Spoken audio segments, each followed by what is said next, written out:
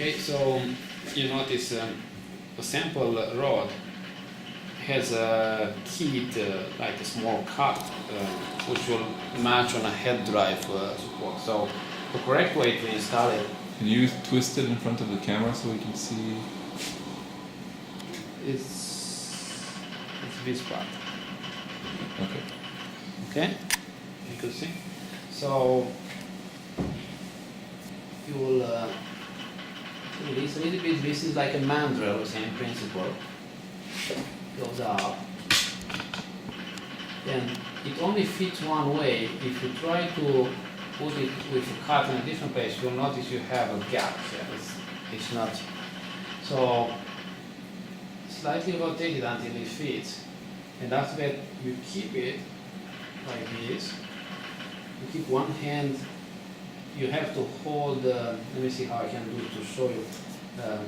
You have to hold with one hand the upper part while rotating the lower part of the mandrel. Don't just rotate it because you put stress on a head drive and also this joint. So hold this part and rotate the lower one.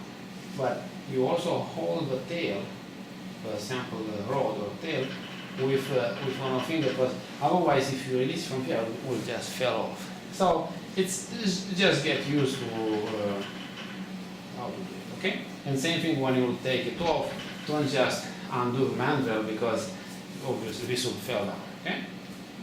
We can maybe show now how to take it out. How to take it out. Just so we don't. Let me see from which angle, like this. I'll hold it like this. Okay.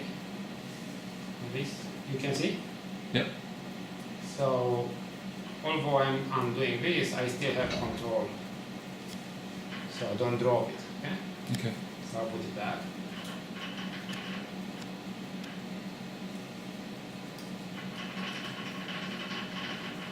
Okay. Good.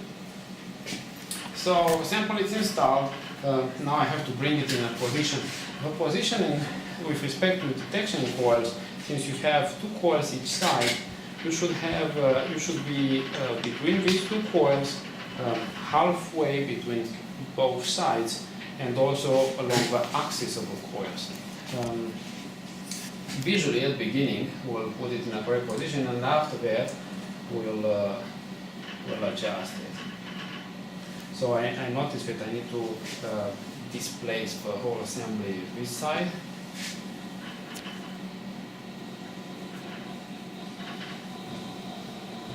This is the one I'm turning now. It's called X-axis positioning. So it's about this. So that moves the left and right. Yeah, left and right. We call it X-axis because it's the same axis with electromagnet.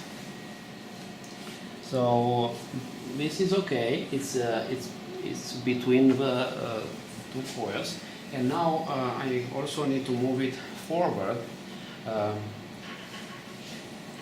because I need to bring it on axis of the coil. So let's see. In the back here you have Y-axis. It's written here. So this is a. So I'm bringing it. You can look. If you look this angle through this cup here, and you could actually see when you are exactly on the axis.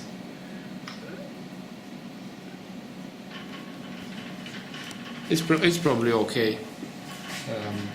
Also, the height of a sample. The sample, as I told you, has to stay the line separating the coils. So, if you look to do this, you need to look perpendicularly and release the Z-axis lock, but hold your hand on the movement. So just by rotating this, it goes up and down. Okay.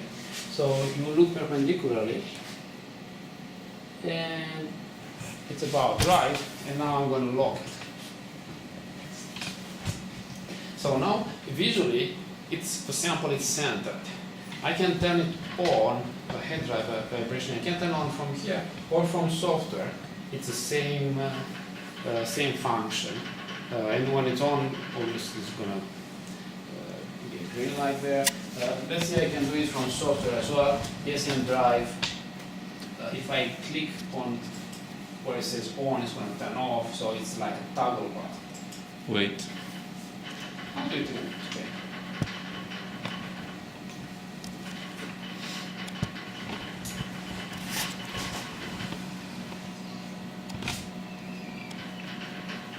It's the sample position. Yeah, where you notice actually, it's here. If you look at it, you'll see this upper part looks. You can see the movement, vibration. Right. Can you stop the vibration now? Okay.